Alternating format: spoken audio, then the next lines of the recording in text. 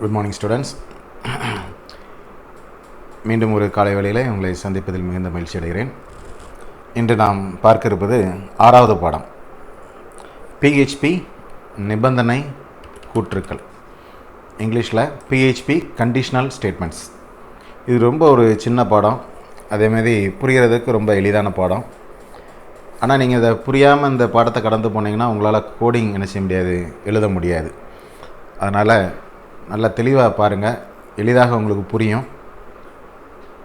Okay, let we start. PHP conditional ஸ்டேட்மெண்ட்ஸ்னால் என்ன அப்படின்னா, நிபந்தனை கூற்றுக்கள் தீர்மானிப்பு கூற்றுகளை எழுவதற்கும் மிகவும் பயனுள்ளதாக இருக்கும். இது பிஹெச்பி உட்பட பல நிரலாக்க மொழிகளின் மிக முக்கிய அம்சமாகும். அதாவது ஒரு நிபந்தனை கூற்றுகள் அப்படிங்கிறது ஒரு காரியத்தை தீர்மானிப்பதற்கு இந்த கூற்றுகளை எழுதுவது மிகவும் பயனுள்ளதாக இருக்கும். என்ன அப்படி தீர்மானிக்கணும் அப்படிங்கிறத நம்ம பார்ப்போம் பின்னால். இந்த நிபந்தனை கூற்றுகள், அதாவது கண்டிஷனல் ஸ்டேட்மெண்ட்ஸ் பிஹெச்பி மட்டும் இல்லாமல் சி ப்ளஸ் விபி, ஜாவா எல்லாத்துலேயுமே இந்த கண்டிஷனல் ஸ்டேட்மெண்ட்ஸ் உண்டு. ஓகேயா? Conditional statements are useful for writing decision making logics. அதாவது ஒரு டெசிஷன் மேக்கிங் லாஜிக்ஸ் எடுக்கணும்னா, ஒரு டெசிஷன் மேக்கிங் லாஜிக்ஸ் எடுக்க வேண்டும் என்றால் இந்த நம்ம கண்டிஷனல் ஸ்டேட்மெண்ட்ஸை என்ன செய்ய வேண்டியிருக்கும், யூஸ் பண்ண வேண்டியிருக்கும். மொத்தம் 4 விதமான கண்டிஷனல் ஸ்டேட்மெண்ட்ஸ் இருக்குது. அதெல்லாம் என்ன அப்படின்னு கேட்டால், ஒன்று இஃப் ஸ்டேட்மெண்ட், அடுத்தது இஃப் எல்ஸ் ஸ்டேட்மெண்ட், அடுத்தது இஃப் எல்ஸ் இஃப் ஸ்டேட்மெண்ட், அடுத்தது ஸ்விட்ச் ஸ்டேட்மெண்ட். இந்த 4 தான் என்னது கண்டிஷனல் ஸ்டேட்மெண்ட்ஸ் அப்படின்னு சொல்லுவாங்க. இந்த பாடத்தில் இந்த 4 கண்டிஷன்ஸ் தான் நம்ம என்ன செய்ய போகிறோம், பார்க்க போகிறோம். முதலாவது கண்டிஷன் என்னது, இஃப் ஸ்டேட்மெண்ட். இந்த இஃப் ஸ்டேட்மெண்ட் எழுதுறது ரொம்ப ஈஸி. சின்டாக்ஸ் இது தான். இஃப் ப்ராக்கெட்டில் ஏதாச்சும் ஒரு கண்டிஷன் நம்ம கொடுக்கலாம். அந்த கண்டிஷன் ட்ரூவாக இருந்தால் என்ன செய்யும், அடுத்தது இந்த ப்ராக்கெட்டில் உள்ள இந்த கோடிங் எக்ஸிக்யூட் ஆகும். இந்த கண்டிஷன் ஃபால்ஸாக இருந்தால் இந்த ப்ராக்கெட்டுக்குள்ளேயே என்ன செய்யாது, போகாது. அப்போ இஃப் கண்டிஷனுடைய சின்டாக்ஸ் என்னது, இஃப் கண்டிஷன் ட்ரூவாக இருந்தால் இந்த ப்ராக்கெட்டுக்குள்ளே உள்ளதை எக்ஸிக்யூட் பண்ணு அப்படின்னு சொல்லி என்ன செய்யும், அர்த்தம். அதாவது இஃப் கூற்று என்பது ஒன்று அல்லது அதற்கு மேற்பட்ட கூற்றுகளை ஒரு குறிப்பிட்ட நிபந்தனை அடிப்படையில் பயனர் விரும்பும் வகையில் செயல்படுத்துவது ஆகும். If statement executes a statement or group of statements if a specific condition is satisfied as per the user expectation. Right. இப்போ சின்டாக்ஸ் நம்ம என்ன செஞ்சிட்டோம், பார்த்துட்டோம். இஃப் கண்டிஷன் ப்ராக்கெட்டுக்குள்ளே என்ன இருக்கோ, கண்டிஷன் ட்ரூவாக இருந்தால் இந்த இது எக்ஸிக்யூட் ஆகும். எடுத்துக்காட்டு நம்ம விஷயம் பார்ப்போம். எடுத்துக்காட்டு என்ன கொடுத்துருக்கான் அப்படின்னு பாரு. ஒரு பிஹெச்பி ஸ்கிரிப்ட் ஆரம்பிச்சுட்டு $பாஸ்மார்க் அப்படின்னு சொல்லி ஒரு வேரியபிள் டிக்ளேர் பண்ணுறாங்க. பாஸ்மார்க்குங்கிறது ஒரு வேரியபிள். அதுக்குள்ளே என்ன செய்கிறாங்க, அசைன்மெண்ட் ஸ்டேட்மெண்ட் ஈக்குவல் டு மூலமாக 35ங்கிறத பாஸ்மார்க்கில் ஸ்டோர் பண்ணிடுறாங்க. அடுத்தது ஸ்டூடெண்ட் மார்க் அப்படின்னு சொல்லி ஒரு வேரியபிள் டிக்ளேர் பண்ணுறாங்க $சிம்பிள் மூலமாக. அதில் ஈக்குவல் டு 70 அப்படின்னு சொல்லி 70 என்ன செஞ்சுருந்தாங்க, அசைன் பண்ணிடுறாங்க. அப்போ பாஸ்மார்க் அப்படிங்கிற வேரியபிளுக்குள்ளே 35 அப்படிங்கிற நம்பர் இருக்குது. ஸ்டூடெண்ட் மார்க் அப்படிங்கிறதுல 70 மார்க் ஸ்டோர் ஆகிருக்கு.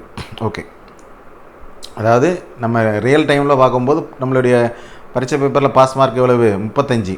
அதில் ஸ்டூடெண்ட் எடுத்த மார்க் 70 அப்படின்னு வச்சுக்கிடுவோமே.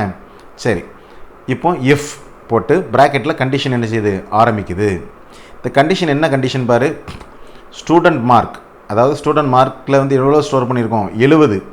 Student mark greater than or equal to pass மார்க்கா, இதுதான் கொஸ்டின்.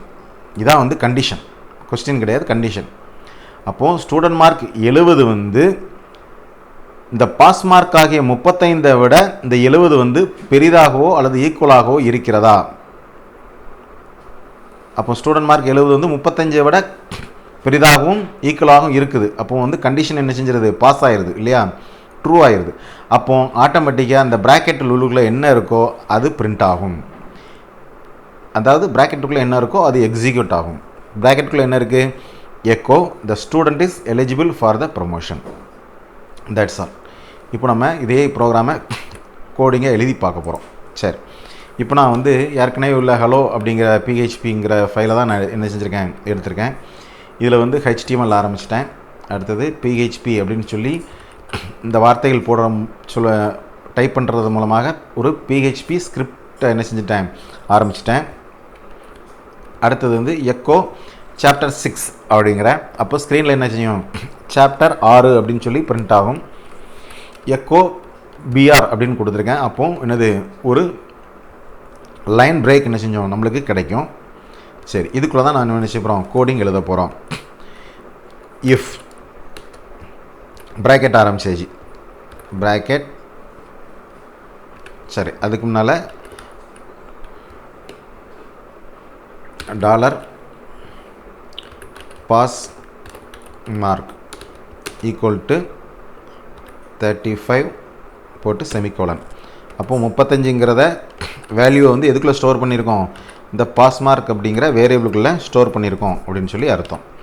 அடுத்தது dollar student mark equal to 70.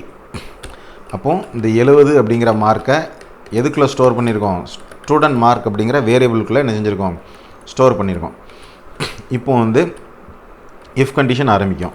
If ப்ராக்கெட்டுக்குள்ளே dollar student mark greater than or equal to என்னது, டாலர் பாஸ் மார்க்காக இருந்தால், ட்ரூவாக இருந்தால் இந்த மாதிரி என்ன செய்யணும், 2 ப்ராக்கெட் போட்டு இந்த ப்ராக்கெட்டுக்குள்ளே என்ன செய்ய போகிறேன், echo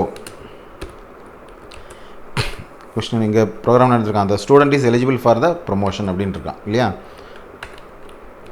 the student is eligible for the promotion. சரி, அவ்வளோதான். செமிகோலன் போட்டு என்ன செஞ்சாச்சு, முடிச்சாச்சு. அவ்வளோதான். ப்ரோக்ராம் என்ன செஞ்சிட வேண்டியதான், எக்ஸிக்யூட் பண்ணி பார்த்துட வேண்டியதான்.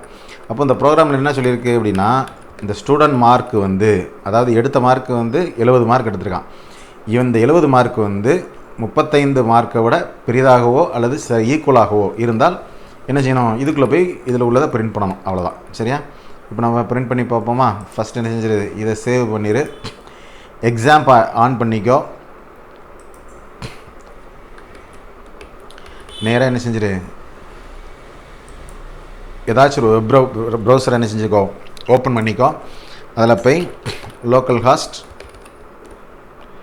hello.php அப்படின்னு கொடுத்துட்டு என்டர் தட்டு. அவ்வளோதான். பாரு, ஆன்சர் என்ன வருது, சாப்டர் 6ங்கிறது முதல்ல பிரிண்ட் ஆகிடுது. அதுக்கப்புறம் ஒரு லைன் பிரேக்குங்கிறதுனால அடுத்த லைனில் த student is eligible for the promotion வந்துடுச்சா. சரி, இப்போ இதே இது இந்த கோடிங்கில் போய் நம்ம ஒரு சின்ன மாற்றத்தை என்ன செய்கிறோம், ஏற்படுத்துகிறோம். இங்கே என்ன செய்கிறேன் அப்படின்னா, இந்த ஸ்டூடெண்ட் மார்க்கை வந்து நான் வந்து 34ஆக மாற்றிடுறேன். அப்போ வந்து பாஸ் மார்க்குங்கிற வேரியபிளுக்குள்ளே 35ங்கிற மார்க்கு இருக்குது.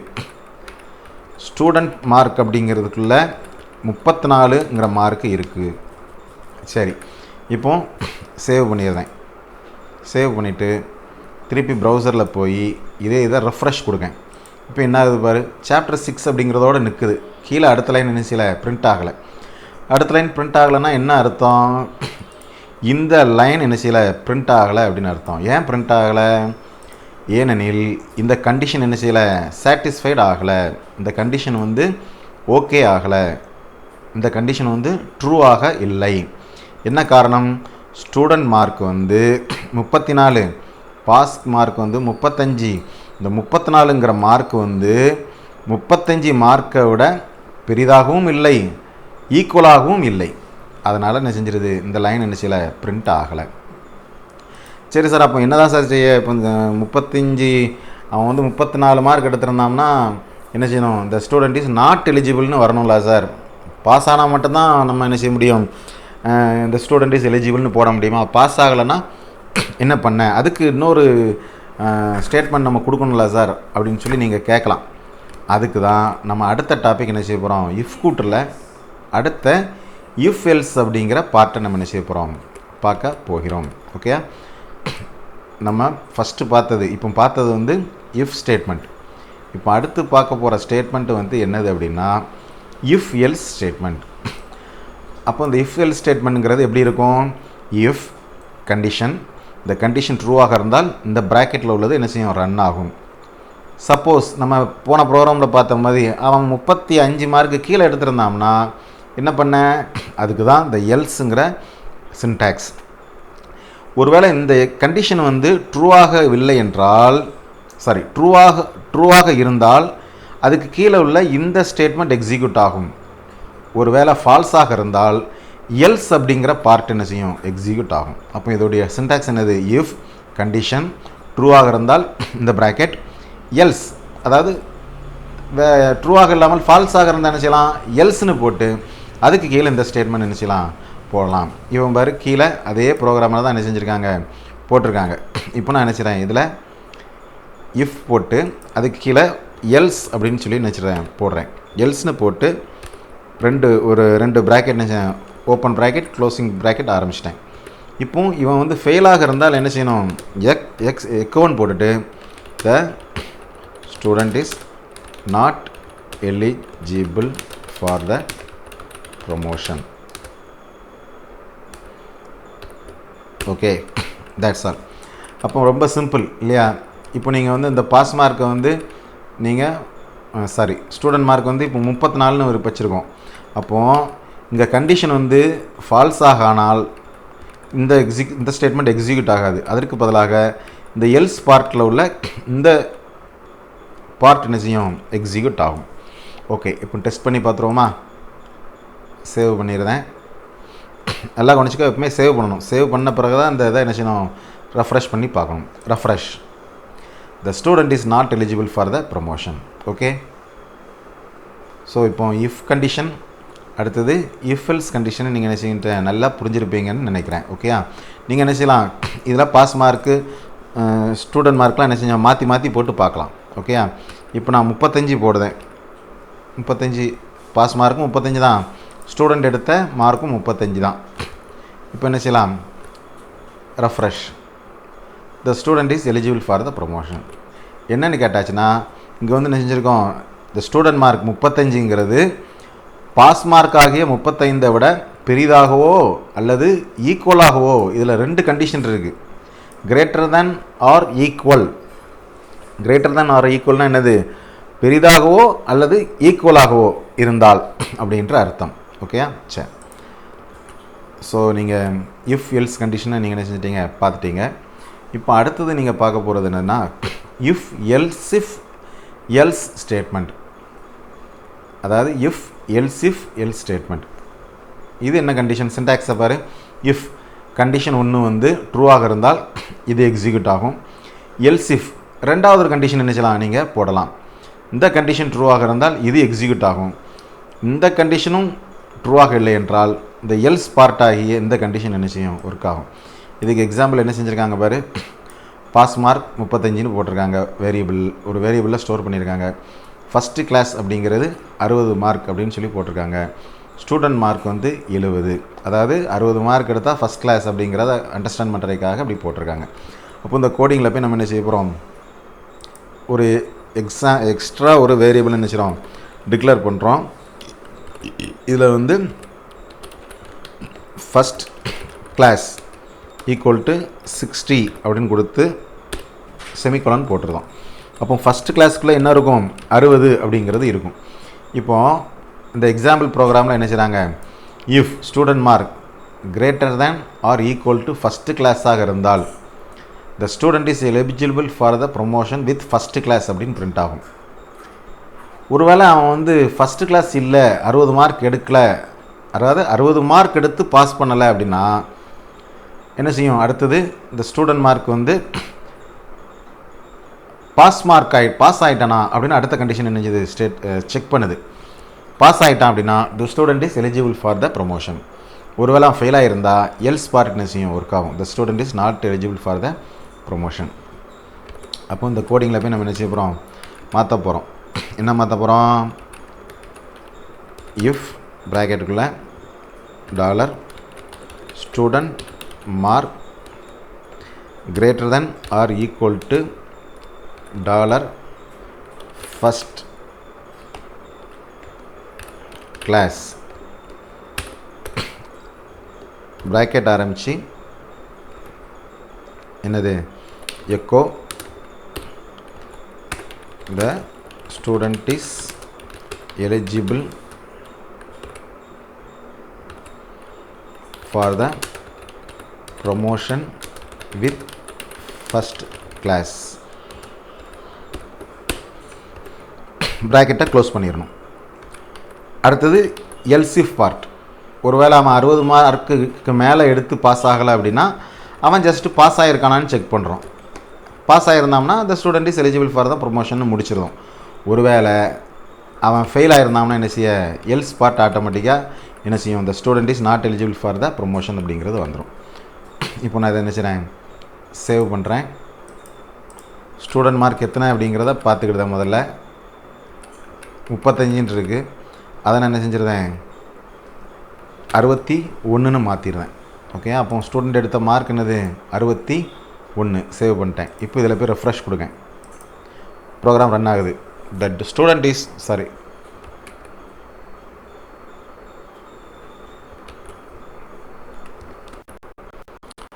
இங்கே பாருங்கள், நான் தவறாக என்ன செஞ்சுட்டேன் பாஸ் மார்க்கில் போய் 61 போட்டதுனால ப்ரோக்ராமில் எரர் வந்துட்டு பாஸ் மார்க் என்னது தான் 35 தான். ஸ்டூடெண்ட் எடுத்த மார்க் தான் என்ன செஞ்சது 61 நம்ம மாற்ற போகிறோம்.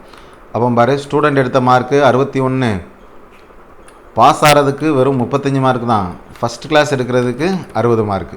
சரியா, ரைட். இப்போ சேவ் பண்ணிட்டேன் ஃபைலை. இப்போ போய் திருப்பி இதில் ரெஃப்ரெஷ் கொடுங்க. The student is eligible for the promotion with first class. Program வந்துட்டா ஓகே. இந்த ப்ரோக்ராமை அப்படி நீங்கள் என்ன செஞ்சுருங்க வீட்டில் உட்காந்து எழுதி டைப் பண்ணி அதை தூக்கி சி டிரைவில் உள்ள எக்ஸாம் அப்படிங்கிற ஃபோல்டருக்குள்ளே என்ன செய்யணும் எக்ஸாம்ங்கிற ஃபோல்டருக்குள்ளே ஹெச்டி டாக்ஸ் அப்படிங்கிற ஃபோல்டருக்குள்ளே என்ன செய்யணும் நீங்கள் போய் hello.phpங்கிறதுல சேவ் பண்ணணும். சரியா, இதுக்குள்ளே இன்னொரு ஃபோல்டர் க்ரியேட் பண்ணி அதுக்குள்ளே என்ன செய்ய முடியாது போடக்கூடாது. ஜஸ்ட்டு இந்த ஹெச்டி டாக்ஸ் அப்படிங்கிற ஃபோல்டருக்குள்ளே என்ன செய்யணும் போடணும். போட்டுட்டு ஜஸ்ட்டு நீங்கள் என்ன செய்யலாம் ப்ரௌசரில் போய் localhost/hello.phpன்னு கொடுத்து ரன் பண்ண அந்த ப்ரோக்ராம் என்ன செய்யும் ரன் ஆகும். சரி, அப்போது நம்ம 3 ஸ்டேட்மெண்ட் பார்த்துட்டோம். என்னெல்லாம் ஸ்டேட்மெண்ட் பார்த்துட்டோம்? ஃபஸ்ட்டு இஃப் கண்டிஷனை பார்த்துட்டோம், அடுத்தது இஃப் எல்ஸ் கண்டிஷனை பார்த்துட்டோம், அடுத்தது இஃப் எல்ஸ் கண்டிஷனை பார்த்துட்டோம். இப்போ கடைசியாக நம்ம பார்க்க போகிறது என்னது அப்படின்னா ஸ்விட்ச் கேஸ் அப்படிங்கிறத பற்றி. இந்த ஸ்விட்ச் கண்டிஷன் இதுவும் ஒரு கண்டிஷனல் ஸ்டேட்மெண்ட்டு தான். சரியா, இந்த சின்டாக்ஸை பாரு எப்படி இருக்குன்னு பாரு. ஸ்விட்ச் அப்படின்னு போட்டு உள்ள ஒரு கண்டிஷன் இருக்குது. கேஸ்ன்னு சொல்லி லேபிள் 1 வந்து மேட்ச் ஆச்சுன்னா இந்த கோட் என்ன செய்யும் ஒர்க் ஆகிட்டு பிரேக் அப்படிங்கிற வார்த்தை பிரேக் பண்ணி நேராக வெளியில் போயிடும். சரி, இந்த கண்டிஷன் ஒருவேளை மேட்ச் ஆகலைன்னா கேஸ் லேபிள் 2க்கு வந்துடும். இந்த லேபிள் 2 கண்டிஷன் மேட்ச் ஆச்சுன்னா இது எக்ஸிக்யூட் ஆகும், பிரேக் அப்படின்ட்டு வெளில வந்துடும். அடுத்தது இதுவும் கண்டிஷன் என்ன செய்யலை ஒரு மேட்ச் ஆகலை அப்படின்னா என்ன செய்யும் இதுக்குள்ளேயே போகாது, நேராக கேஸ் லேபிள் 3 வந்துடும். இப்படி 3, 4, 5, 6ன்னு எத்தனை நானும் என்ன செஞ்சுக்கிட்டு இருக்கலாம் கேஸை வந்து போட்டுக்கிட்டே போய்கிட்டே இருக்கலாம். ஓகே, ஒன்றுமே மேட்ச் ஆகலைன்னா டிஃபால்ட் அப்படிங்கிறதுல ஒரு கோடிங் எழுதலாம். அந்த கோடிங் என்ன செய்யும் ஒர்க் ஆகும். சரி, இப்போ ஃபார் எக்ஸாம்பிள் வந்து ஒரு ப்ரோக்ராம் போட்டிருக்காங்க பாரு. ரொம்ப சிம்பிள் ப்ரோக்ராம் தான். இதில் என்ன போட்டிருக்காங்கன்னா ஃபேவரட் கலர் அப்படிங்கிறத FAV கலர் அப்படின்னு சொல்லி ஒரு வேரியபிள் டிக்ளேர் பண்ணிவிட்டு அதில் ரெட் அப்படின்னு டைப் பண்ணியிருக்காங்க. சரி, இப்போ ஸ்விட்ச் அப்படின்னு கண்டிஷன் நினைச்சிடாங்க ஆரம்பிச்சிருந்தாங்க. $ஃபேவர் கலர், அதாவது $ஃபேவர் கலரை கண்டிஷனுக்குள்ளே கொடுத்தாச்சு, அவ்வளோதான். கேஸ் ஈக்குவல் ரெட்டாக இருந்தால் அப்படின்றால் என்ன அர்த்தம் அப்படின்னா இதுக்குள்ளே கொடுக்கப்பட்ட ஃபேவரட் கலர் அப்படிங்கிறது வந்து கேஸ்ன்னு எடுத்துக்கலாம். இந்த கேஸ் வந்து ரெட்டாக இருந்துச்சுன்னா your favourite colour is red அப்படின்ட்டு என்ன செய்யும் ஸ்க்ரீனில் பிரிண்ட் ஆகும். ஏன்னா அங்கே ஃபேவரட் கலரில் ரெட்டுங்கிறது ஸ்டோர் பண்ணியிருக்கிறதுனால ஃபேவரட் கலர் இஸ் ரெட்டுன்னு பிரிண்ட் ஆகும். சரி, இதில் அதுக்கு பதிலாக நம்ம ரெட்டுக்கு பதிலாக ப்ளூ போட்டிருக்கோம்னு வச்சுக்கோமே, என்ன ஆகும்? கேஸ் ஈக்குவல் டு ரெட்டா இல்லை, உள்ள என்ன இருக்குது ப்ளூன்னு இருக்கும். அப்போ இந்த 2 லைன் என்ன செய்யாது, ஒர்க் ஆகாது. நேராக அடுத்த கேஸுக்குள்ளே வந்துடும். அடுத்த கேஸுக்குள்ளே ப்ளூன்னு இருக்குது. அப்போ கேஸ் வந்து ப்ளூ ட்ரூ. அப்போ your favourite colour is blue அப்படின்னு பிரிண்ட் ஆயிரும். சரியா? சரி, இந்த ஃபேவரட் கலர் வந்து நம்ம க்ரீன்னு மாற்றிருக்கோம். க்ரீன்னு மாற்றிருந்தோன்னு வச்சுக்கிடுவோமே. அப்போது இந்த ப்ரோக்ராம் ரன் ஆகும்போது ஸ்விட்ச் ஃபேவரட் கலர் இப்போ கண்டிஷனுக்குள்ளே கொடுத்தாச்சு. அதுக்குள்ளே என்ன இருக்குது, க்ரீன் இருக்குது. இப்போ கண்டிஷனுக்கு செக் பண்ணுது. கேஸ் வந்து ரெட்டா இல்லை, அடுத்த கேஸுக்கு போயிடும். கேஸ் வந்து ப்ளூவா இல்லை, அடுத்தது போயிடும். கேஸ் க்ரீனா, ஆமாம். அப்போது echo your favourite colour is green அப்படின்னு சொல்லி என்ன செய்யும், ஸ்க்ரீனில் பிரிண்ட் ஆகும். சரி, எதுவுமே இல்லாமல் இந்த ரெட்டுக்கிறதுக்குள்ள நான் ப்ரௌன்னு போட்டுருந்தேன். இங்கே கேஸ் வந்து ரெட்டு இருக்குது, ப்ளூ இருக்குது, க்ரீன் இருக்குது, இந்த 3 தான் இருக்குது. ஆனால் ப்ரௌன் இல்லை. அப்போ என்னாகும், இந்த கண்டிஷன் செக் பண்ணிட்டு இந்த 3மே இல்லைன்னா டிஃபால்ட்டில் போய் your favourite colour is neither red blue நார் க்ரீன் அப்படிங்கிறது என்ன செஞ்சிடும், ஸ்க்ரீனில் பிரிண்ட் ஆகிரும். ஓகே ஓகே இதையும் நான் உங்களுக்கு என்ன செஞ்சுருந்தேன், ப்ரோக்ராமில் இப்போ டைப் பண்ணி காமிச்சிருந்தேன். ஓகே,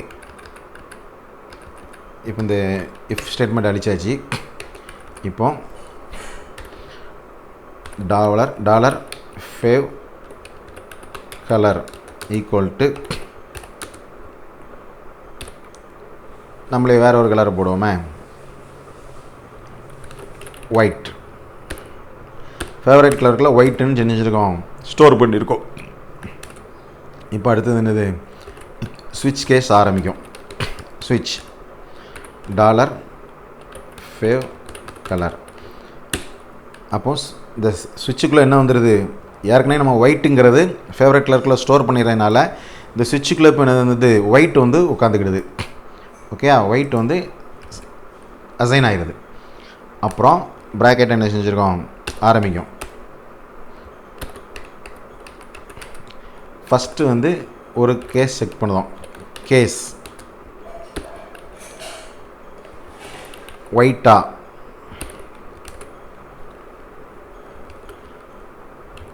இப்போ நல்லா கவனிக்கணும். மற்றெல்லாம் செமிகோலன் போடுறோம் இல்லையா, இந்த கேஸுங்கிறதுல மட்டும் கோலன் போடணும். ஓகே, இருந்தால் echo your favourite colour is white.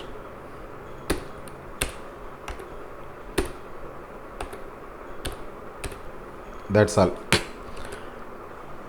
அடுத்தது மறக்காமல் என்ன செஞ்சிடணும், பிரேக் போட்டுடணும். இல்லைனா அடுத்தது தாண்டி என்ன செஞ்சிட்ருக்கோம், போய்கிட்டே இருக்கும். அடுத்தது கேஸ் ப்ளூவா அப்படின்னா எக்கோ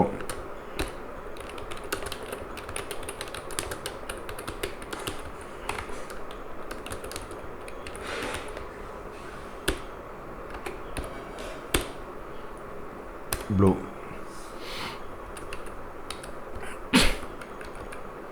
அடுத்தது கேஸ் ரெட்டாக இருந்தால் எக்கோ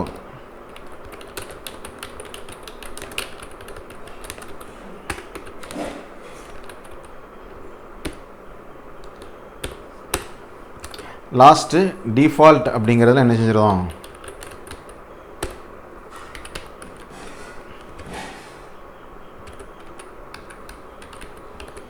டிஃபால்ட்டில் ஒரு கோலன் வை போட்டு echo your favourite colour his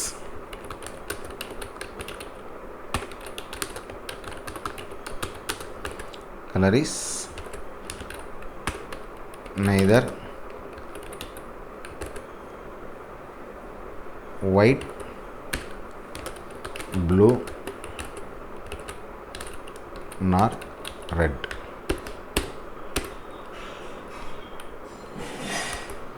case என்ன செய்யணும், க்ளோஸ் பண்ணணும் இல்லையா, ஏற்கனவே நம்ம என்ன செஞ்சாச்சு, கீழே க்ளோஸ் பண்ணிட்டோம். ரைட், இப்போ என்னென்ன மிஸ்டேக் விட்ருக்கோன்னு லைட்டாக பார்த்துருவோம். இதில் ஒரு பிரேக் போடணும். ஒவ்வொரு கேஸுக்கும் அடுத்தது என்ன செய்யணும், பிரேக் போடணும், அவ்வளோதான். ரைட், டிஃபால்ட்டுக்கு பிரேக் என்ன செய்ய வேண்டாம், போட வேண்டாம். இப்போ சேவ். சரி, நம்ம இங்கே என்ன ஸ்டோர் பண்ணியிருக்கோம், ஒயிட்டுங்கிறத ஸ்டோர் பண்ணியிருக்கோம். இப்போ ப்ரௌசரில் போய் ரெஃப்ரெஷ் கொடுப்போம். Your favourite colour is white. Okay, சரி, இப்போ நம்ம இந்த ஃபேவரட் கலரில் ஒயிட்டுக்குள்ளே போய் என்ன செஞ்சிருந்தோம், பிளாக் அப்படின்னு கொடுக்கணும். இங்கே நம்ம கேஸ்க்குள்ளே பிளாக்கே கொடுக்கல, அப்போ என்ன ஆகும், ஆட்டோமேட்டிக்காக டிஃபால்ட்னு என்ன இருக்கோ அது என்ன செய்யும், ரன் ஆகும். இப்போ ரெஃப்ரெஷ் கொடு. Your favourite colour is neither white blue or not. ஒயிட்டும் இல்லை, ப்ளூவும் இல்லை, அல்லது ரெட்டும் இல்லை, அவ்வளோ. நெய்தர் ஒயிட், அந்த ஸ்பெல்லிங் தப்பு, மிஸ்டேக் விட்ருக்கேன், வேறு ஒன்றும் கிடையாது. ஓகேயா, இதில் போய் நம்ம நெய்தர் ஒயிட், அவ்வளோதான். இதை சரி பண்ணிட்டு எப்போவுமே உடனே சேவ் பண்ணிடணும். சேவ் பண்ணால் தான் உங்களுக்கு என்ன செய்யும், இங்கே எக்ஸிக்யூட் பண்ணும்போது இங்கேயும் மாறும். வருதா, மாறிடுச்சா? Your favourite colour is either white blue not red. Okay, that's all. Chapter 6 என்ன செஞ்சிடுச்சு, நம்மளுக்கு முடிஞ்சிடுச்சு. ஓகேயா, ரொம்ப சின்ன பாடம் தான், நல்லா தெளிவாக என்ன செஞ்சுங்க, வாசிச்சு பாருங்கள். இதில் வந்து வினாக்கள் ரொம்ப சிம்பிளாக தான் இருக்குது, இதெல்லாம் என்ன செஞ்சுக்கோங்க, நீங்கள் நிரப்புங்க. ஓகேயா, ஓகே. இதில் நம்ம பாடத்தில் என்ன படிச்சுக்கிட்டோம் அப்படின்னா, the if statement contains boolean expression inside brackets followed by a single or multiple line code block. அதாவது if statement contains a boolean expression, அதாவது கண்டிஷன் ட்ரூவா ஃபால்ஸா அப்படிங்கிறது தான். சரியா, சரி. if else statement also provides for a second part. the if else statement வந்து second part, இன்னொரு part என்ன செய்யுது, இன்க்ளூட் பண்ணுது. அந்த கண்டிஷன் சரியில்லைன்னா அடுத்த condition. else if statement, the if statement can also follow an else statement. என்ன, அதில் வந்து இஃப்க்கு அப்புறம் எல்ஸும் இல்லைனா else if இல்லைனா எல்ஸ் அப்படின்னு 3 கண்டிஷன் என்ன செய்யுது, காமிக்குது. ஓகே, சரி. ரொம்ப எளிதான பாடம். நம்ம அடுத்த பாடப்பகுதியில் நம்ம என்ன செய்ய போகிறோம், அடுத்தது லூப்பிங் ஸ்ட்ரக்சர் அப்படிங்கிற ஒரு பாடத்தை என்ன செய்ய போகிறோம், பார்க்க போகிறோம். தமிழில் வந்து மடக்கு அமைப்பு அப்படிங்கிற டாபிக் என்ன செய்ய போகிறோம், பார்க்க போகிறோம். இதுவும் ஒரு இன்ட்ரெஸ்டிங்கான சப்ஜெக்ட் தான், கொஞ்சம் கஷ்டமான சப்ஜெக்ட். ஆனால் புரிஞ்சால் தான் உங்களுக்கு என்ன செய்ய முடியும், ப்ரோக்ராம் எழுத முடியும். ஓகே, ஸோ அடுத்த பாடத்தில் வரைக்கும் நீங்கள் வெயிட் பண்ணுங்கள். இது கூடல புக் பேக் கொஸ்டினை பார்த்து என்ன செஞ்சுருங்க, அசைன்மெண்ட் நோட்டில் எழுதிடுங்க. ஓகேயா, okay friends, see you in the next class. Bye.